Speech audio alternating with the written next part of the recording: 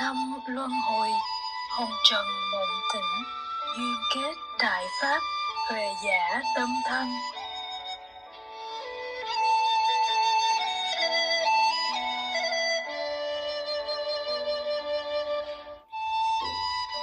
Chào mừng các bạn đến với chương trình phát thanh Minh Huệ. Chương trình phát thanh ngày hôm nay xin gửi tới các bạn một số bài chia sẻ tâm đắc thể hội về chủ đề đột phá giả tướng nghiệp bệnh.